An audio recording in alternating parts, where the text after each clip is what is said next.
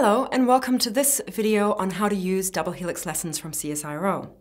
Today I'm going to show you how to create a lesson from scratch. So firstly, we're going to go to the unit where we want to create a new lesson. I want to add it into natural disasters. And if I scroll down to the bottom, I will see a blue button, Create Lesson. Click on that and I can add in my lesson title. So I want to call it The Science of Color. Set a due date and press save once you're done. Okay, now we have a blank canvas, as it were. Perhaps the first thing I want to do is add in a cover image. That will just give the lesson some vibrancy and engage my students straight off the bat. So I click Add Cover Image and I can just upload an image that I have ready on my drive.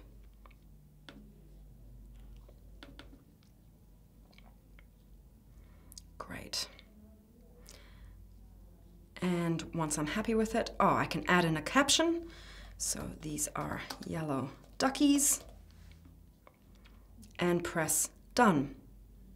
Great! Now I have a much more interesting looking lesson. On the right here, you will see a bunch of widgets which refer to the different types of content that I might want to add into my lesson. Perhaps the most logical thing to do to start off with is add in some text. So I simply drag and drop the text widget, and there I'm all ready to add in the text. Now I've pre-prepared some text to introduce my subject, and I can just copy and paste it straight in. Now before I click Done, I may wish to narrate this text. If I click on this link, Narrate this text, and click Start Recording, as long as my laptop has a microphone, then it'll record me reading this text, or I can upload an audio file of the text if I've got one. This will just help some of the younger students or students with reading difficulties to get through text with perhaps larger words, more difficult words. And once I'm happy with that, I can click Done, and there's my intro text. Now, if I scroll down a little bit, perhaps the next thing I might want to add in is a video. So I simply grab the video icon, drag it over, and drop it in. Now, Double Helix Lessons can help you source video content from YouTube.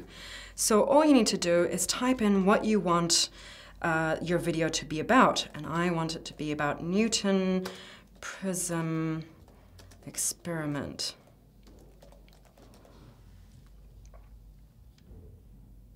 There is the video I think I want. I click on it, I see what it's called, a little blurb about it, and I can even play it just to make sure it absolutely is the right video, but I know it is, so I'm going to click on Use this video.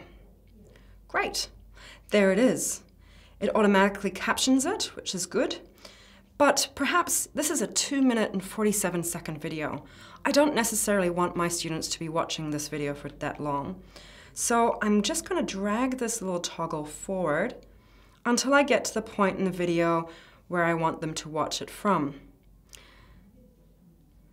And if I've decided I've made a mistake with this video and I didn't really want it after all, I can click on a Choose a Different Video button, and that'll take me back to that YouTube selection area.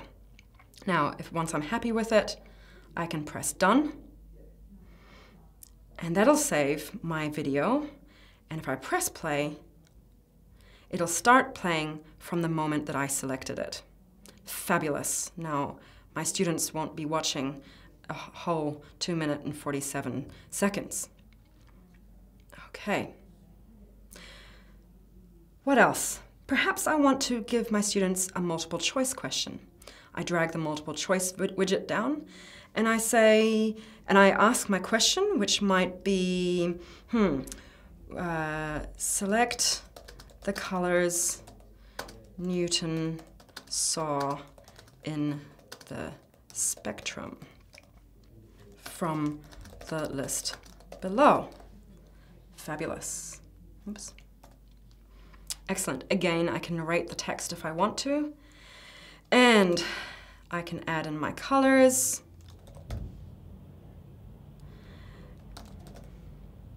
and so on. And I can tick which ones are going to be right answers and which ones are going to be wrong answers, should be marked with an X. Great. Once I'm happy with that, I can press Done. Excellent. Now my students will be able to choose which answers are correct for this question. Perhaps one of the most interesting content types available in Double Helix lessons is the interactive canvas. That's because it is pretty much a blank canvas for you to ask your students to do all kinds of things. In this instance, I have a game with a color wheel where I want them to label only the colors that are primary colors on the wheel. So select the primary colors on the color wheel. Oops, only. Great, that's my question. Again, I can write that text. Now, where is my color wheel? I have got an image which I saved earlier, and I can simply add it to the canvas. I can make it a bit bigger so that it fills up most of the canvas, and I can lock it so that when the students are playing with the canvas, this image won't move. They cannot move this image around. Great. Now what I want to do is add in some colors, blue,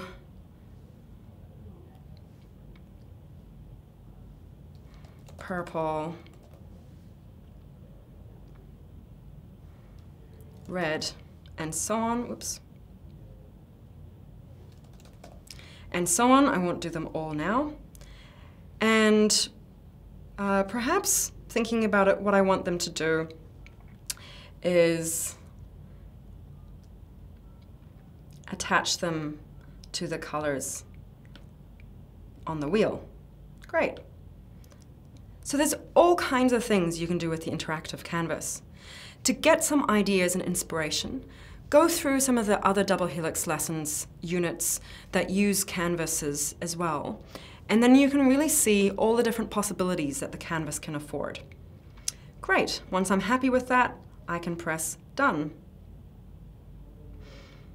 Well, I'm not going to go through each of the different content types. Some of them are fairly self-explanatory.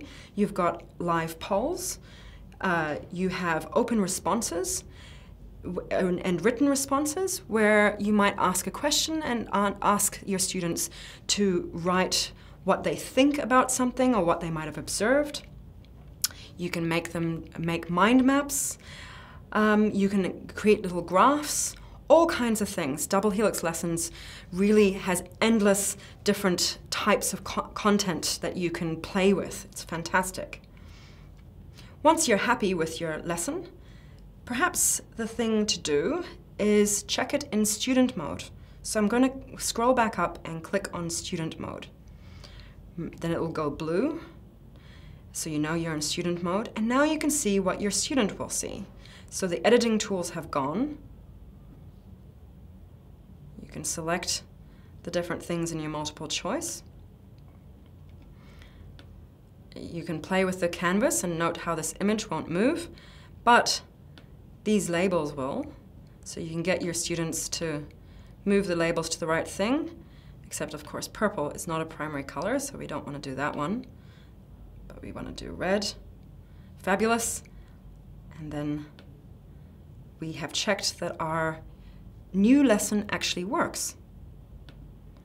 Fantastic. So now we go back to our lessons overview, and we can see our new lesson is at the bottom there. I'm just going to expand my class to make sure that my class can see it. Fabulous. The science of color is ready. Great. Now you've created your own lesson, and it's ready for you to start teaching to your class. Thank you very much for watching this video, and do watch more to find out more tips and tricks on how to use Double Helix lessons.